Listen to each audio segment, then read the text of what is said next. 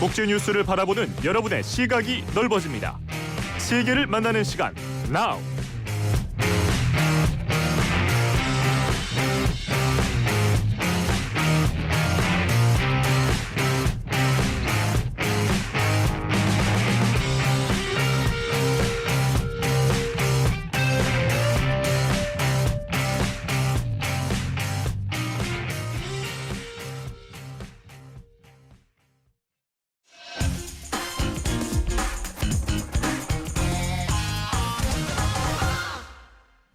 네, 세계를 만나는 시간 나와 함께하고 계십니다. 이 방송은 유튜브로도 여러분 생방송 보실 수 있고요.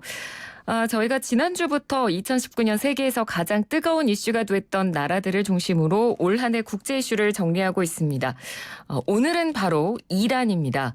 지금 또 이란과 중국, 러시아 해군이 사상 처음으로 합동훈련을 벌이고 있는데요. 이 합동훈련의 장소가 호르무즈 해협과 가까운 곳이라는 것도 주목해 볼 만한 부분입니다. 미국의 일방적인 이란 핵합의 탈퇴 이후 악화일로를 걷고 있는 미국과 이란의 관계를 저희가 오늘은 좀 분석을 해보고요. 앞으로 이란을 둘러싼 중동 정세도 전망해보는 시간 준비했습니다. 명지대학교 중동문제연구소 박현도 교수 오늘은 스튜디오에 모셨습니다. 교수님 안녕하십니까? 네, 안녕하십니까? 네. 최근에 진행 중인 일을 중심으로 먼저 저희가 좀 이야기를 해보려고 하는데요. 네.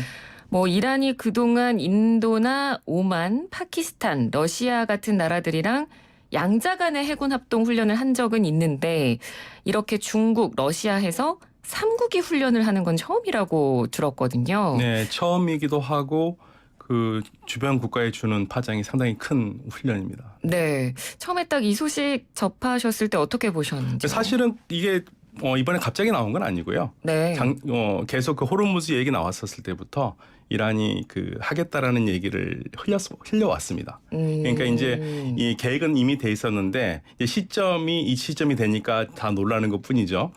원래는 하기로 돼 있었습니다. 그러니까 그것도 마찬가지로 그냥 하는 게 아니라 호르무즈 해협에 대한 미국의 공세가 시작되니까 거기에 대해 하나의 막는 그러한 방어 기제로서 이러한 훈련을 하는데 이거는 군사 훈련이 아니라 해상 안전이라고 얘기를 많이 했거든요.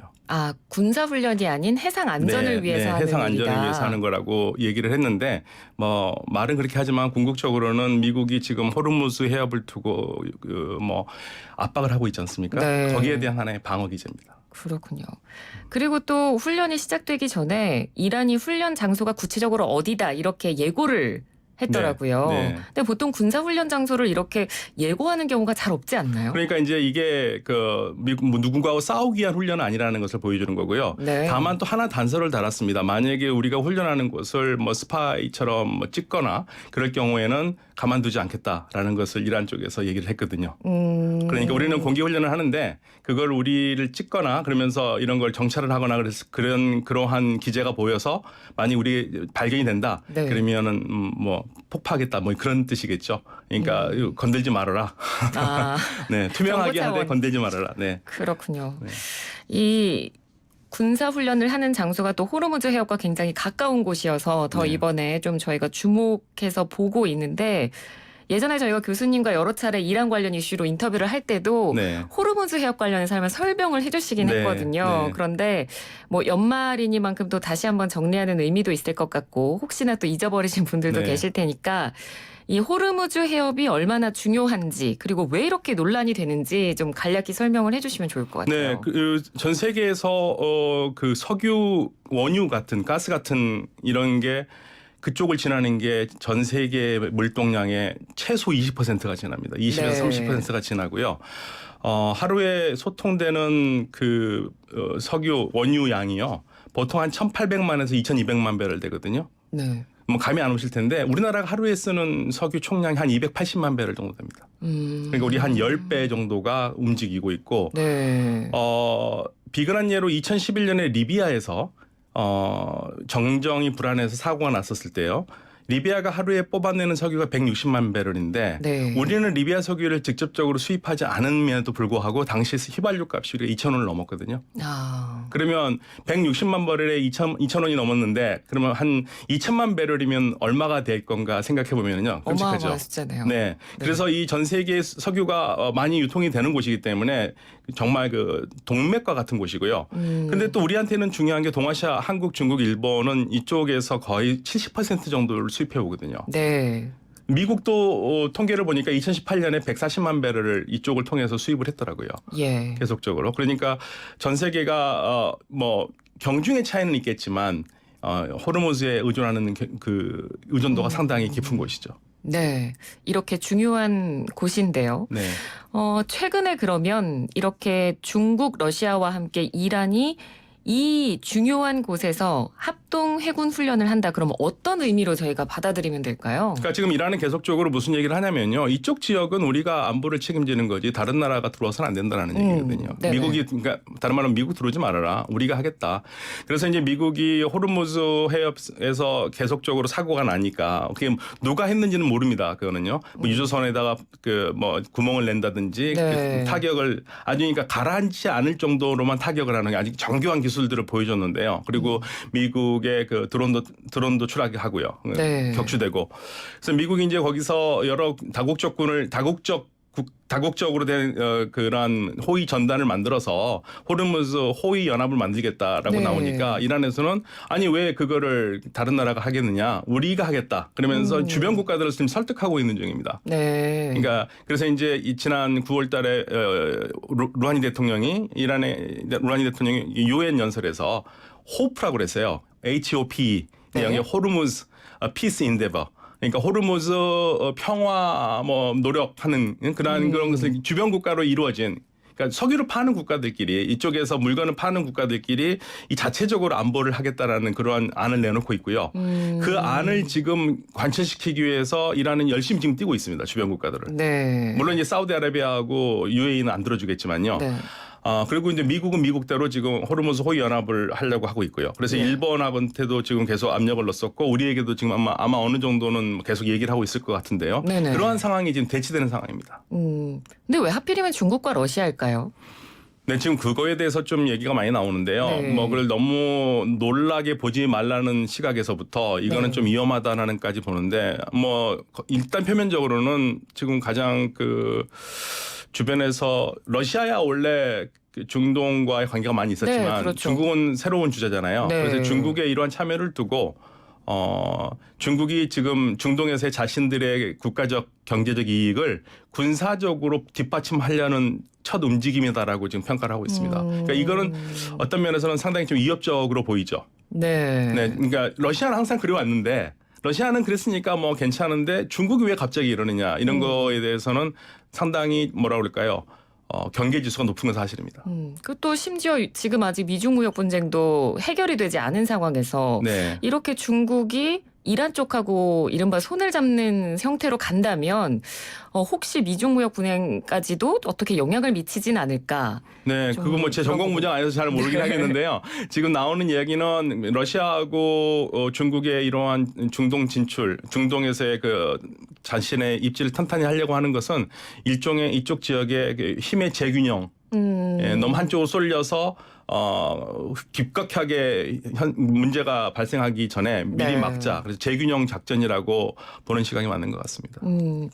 그러면 뭐 아예 적대적으로 갈 의도는 다들 없는 것 같고 네. 어느 정도 이렇게 경고성 메시지를 보내면서 협상 카드로 만약에 이 해군 훈련을 쓰겠다고 하면 네. 미국이 그 협상 카드를 잘 받아들일까요? 어떻게 보십니까? 글쎄요, 뭐 트럼프 대통령의 마음을 누가 알겠습니까? 근데 네. 그러나 하나 확실한 거는 트럼프 대통령은 전쟁은 원치 않다고 그랬거든요. 네. 전쟁을 원하지 않는다고 그랬고 전쟁을 하려고 그랬었으면은 뭐 미국의 글로벌 호크가 격추당했을 때 했겠죠. 그런데 계속 참아왔고 인내를 하고 있거든요. 양쪽 다. 네. 그러니까 지금 서로 밀고 당기기 하면서 가장 적합한 지점에서 협상을 해야 되는데 그 협상 지점을 사실 못 찾고 있습니다. 그러니까 이란도 내놓을 수 있는 카드가 별로 없고요. 네. 왜냐하면 루하니 대통령은 뭔가를 하고 싶을 거예요. 그렇지만 루하니 대통령이 결정할 수 있는 건 아니거든요. 그렇죠. 근데 내부적인 시선도 있을 거고요. 그렇죠. 최고 네. 지도자가 결정하는데 최고 지도자가 지금 계속적으로 강경 발언을 내놓고 있거든요. 예. 앞으로 뭐 미국 재정에 1년은 계속 갈 것이다. 그리고 트럼프 대통령이 있는 동안은 안 하겠다. 이 얘기를 안 하겠다. 이런 식으로 나오기 때문에 네. 루하니 대통령이 할 수 있는 게 별로 없습니다. 그럼 이 상황에서 그럼 어느 정도까지 할 수 있겠느냐. 아마 최선을 내놓는 게 지금 최근에 루하니 대통령이 오바마 대통령과 맺었던 그 핵 협상 중에서 네. 일부분에 대한 수정의 의사를 좀 비췄거든요. 아마 그 정도를 미국에서 받아준다면은 할 수 있지 않을까라는 생각을 하는데 미국은 예. 아직 강경합니다. 네. 그러니까 방금도 트럼프 대통령은 뭐 전쟁은 돈이 드는 일이니까 안 네. 하겠다라고 늘 주장하는 사람이니까요. 그러니까 말씀해주신 것도 그렇고 뭐 최근에 이런 일련의 상황들을 보면 뭐 뭔가 사우디 아람코 석유 시설 피격 때도 그랬고 그리고 최근에 또 이라크 북부에서 또 로켓고 공격이 있었거든요. 그럴 때마다 미국은 항상 배후로 이란을 지목하긴 하지만 네. 실제적으로 뭐 군사적 행동을 강경하게 나선다거나 한 적은 한 번도 없습니다. 네. 그러니까 이 부분도 뭐 트럼프 대통령이 전 전쟁은 안 하겠다라고 의지를 밝힌 연장선상에서 봐도 될까요? 네. 사실은 트럼프 대통령이 굉장히 인내를 하고 있는 거죠. 만약 이 정도, 그게 사실 이란이 했는지도 잘 몰라요. 누가 네. 했는지를 모릅니다. 사실은요. 네. 그리고 만약에 그게 정확하게 이란이 한 증거가 있다면 아마 어느 정도 보복도 했겠죠. 그러한 명분도 사실 없는 상황이거든요. 근데 이제 트럼프 대통령은 지속적으로 얘기하는 게 전쟁은 돈 많이 드니까 그리고 실질적으로요. 이란과 전쟁에서 미국이 얻을 게 별로 없습니다. 일단은 미국이 앞으로 중동에서 한 전쟁에서 가장 힘든 전쟁이 될 거예요. 네. 적어도 한 병력이 100만 정도가 필요하고요. 지상군이. 네. 지상군이 100만이 필요하고 이란에서 들어가서 싸운다라는 것은 심지어는 미국의 전략가들도 하는 얘기가 제2의 베트남 전쟁이 될 것이라고 얘기합니다. 그러니까 미국이 이란에 들어가서 정권을 교체할 정도의 전쟁을 할 수 있다? 그거는 정말 어려운 일이고요. 네. 그렇게 되면은 급격하게 미군의 모든 전력이 호르무즈라든지 이란 쪽으로 가야 되는데 그럴 경우에는 동아시아라든지 다른 지역에서 힘의 공백이 생기지 않습니까? 네. 그러한 공백을 아주 쉽게 중국과 러시아가 이용할 것이다라는 평가가 있기 때문에 미국도 지금 쉽게 움직일 수가 없는 상황입니다. 그러니까 지금 이 상황에서는 전쟁보다는 네. 협상을 해야 되는데 협상이 지금 잘 안 되는 거죠. 그러면요. 네. 최근에 이렇게 협상이 안 되는 과정이라든지 계속 미국과 이란이 주고받는 이런 상황들을 보면서 저는 개인적으로 좀 궁금했던 부분이요. 미국과 이란이 원래부터 이렇게 사이가 안 좋았었나? 역사적으로는 예전엔 어땠나? 너무나 서로 사랑하는 사이였죠. 정말요? 79년 이전에는요. 그러니까 미국이 지금은 뭐 지금 석유를 더 많이 수출을 하거든요. 네. 미국이요. 수입량보다 수출이 더 많다고 지금 미국 에너지 위원회에서 나왔는데 네. 그 전에는 미국이 73년에 이스라엘과 아랍 전쟁에서 아랍 산유국들이 우리가 전쟁에 참가하지는 않지만 이스라엘 편을 드는 나라들에게는 석유를 팔지 않겠다 하면서 석유 금수 조치를 했고요. 네. 그래서 세계 제1차 석유 파동이 나면서 미국이 깜짝 놀랍니다. 그래서 1977년부터 석유를 미국에서 석유 나오는 걸 수출 안 했거든요. 네. 그리고 79년에 이란이 무너질 때까지는 미국이 가장 좋아하는 나라가 이란이었고 이란이 가장 의지했던 나라가 미국이었습니다.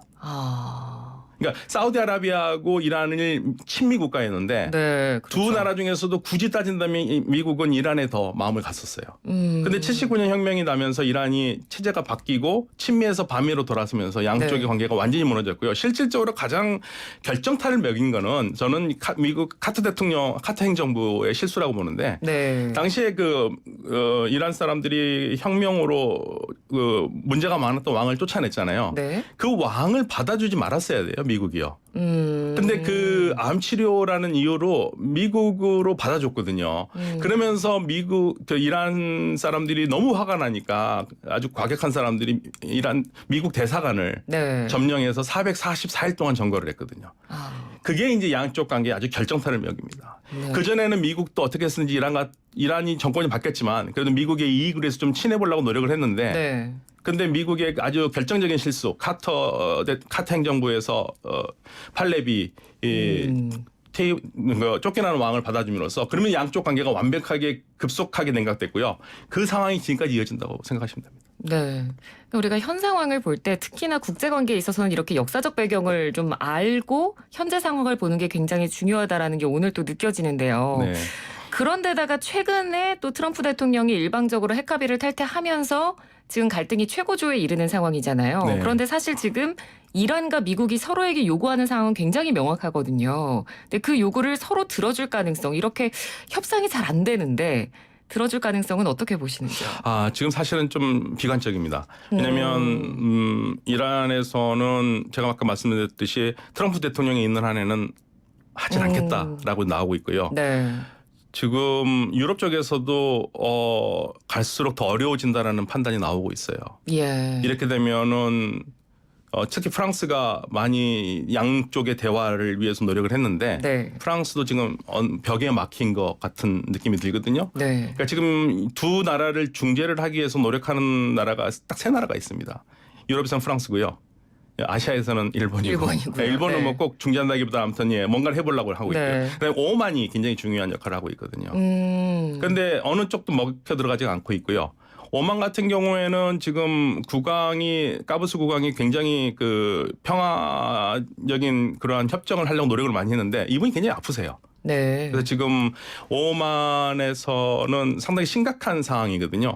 그래서 지금 앞으로 이제 오만 까부스 국왕 다음 세대에서는 어떻게 될 것인가라는 문제와 함께 주변 국가들이 이제 그렇게 되니까 이란을 싫어하는 나라에서는 오만을 이란 쪽에서 띄어내려고 노력을 하고 있는 거고 네. 이란은 오만을 계속 붙잡으려고 노력하고 있는 거고 이러한 상황들이 지금 주변에서 급격하게 벌어지고 있습니다. 그러니까 로하니 대통령이 일본 간 것도 그러한 네. 하나의 그 큰 그림 중에 하나라고 보시면 될 것 같습니다. 예. 참 복잡합니다. 저희가 이제 마칠 시간이 다 돼가는데 올 한 해를 또 정리하는 시점이라도 교수님이 특별히 스튜디오에 나와주셨고 해서 드리고 싶은 질문이 있어요. 네. 그러니까 사실 중동하면 네. 우리나라랑 굉장히 멀고 그런 기름값 말고는 딱히 우리가 관계가 없는 나라처럼 느껴지거든요. 근데 그럼에도 불구하고 우리가 중동 정세에 대해서 잘 알아야 되는 이유에 대해서 학자로서 좀 한 말씀 그 해주신다면요. 무엇보다도 사실은 에너지죠. 네. 에너지가 많이 그 전통적인 에너지에 대한 의존도가 떨어졌다고 하지만 아직까지는 전통적인 에너지를 대체할 수는 없거든요. 네. 그렇기 때문에 에너지 수급을 우리가 거의 중동 그쪽 지역에서 한 70% 이상을 하고 있습니다. 낮추기가 어려워요. 네. 그래서 계속적으로 이쪽과의 관계는 중요하고요. 그리고 최근에는 이 중동 국가들이 산유국들이 석유만 팔아서는 못 산다라는 걸 깨달으면서 네. 산업 다각화를 하고 있는데 그중에 그 모범으로 삼고 있는 게 우리나라거든요. 그래서 우리나라와 관계가 갈수록 좋아지고 있습니다. 네. 그러니까 이런 면에서 양측의 관계는 향후 계속 더 발전을 할 수밖에 없는 그런 상황인데 그렇죠. 지금 근데 이제 그 이란과 국제사회가 가지고 있는 이러한 문제들 때문에 예. 우리의 입지가 좀 좁아드는 게 우리가 양자태계를 자꾸만 강요하는 국제적인 환경이 네, 생길수록 맞습니다. 우리는 사실은 이란과도 친하고 다른 나라도 다 친한데 네. 여기에 대해서 선을 그으라고 하는 그런 압력들이 들어오니까 네, 우리가 좀 지금 쉽지 어렵죠. 않습니다. 네. 예, 알겠습니다. 오늘 또 유익한 내용 말씀 여러 가지 잘 해주셔서 너무 잘 들었습니다. 고맙습니다, 교수님. 네, 감사합니다. 네, 지금까지 박현도 명지대 중동문제연구소 교수였습니다. 1부는 여기서 마치고요. 잠시 뒤 2부로 돌아오겠습니다. 생활을 바꾸는 국토정보 플랫폼 이야기 들어볼래? 그게 뭔데? 아이들의 학교길이 안전해지고 오, 진짜? 바다 건너 섬까지 정확한 드론